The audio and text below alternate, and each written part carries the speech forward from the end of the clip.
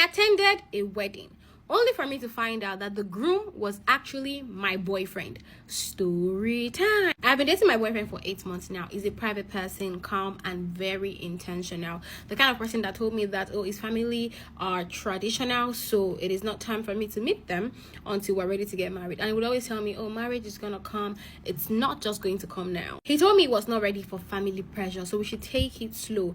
But he was doing everything that a boyfriend would do for a girl. We're taking trips. Yes, we're doing late night calls. He was carrying me along in his plans. He would sleep over at my place. I have met his friends several times and he would say, our wife. Maybe that was when I should have realized that something was wrong.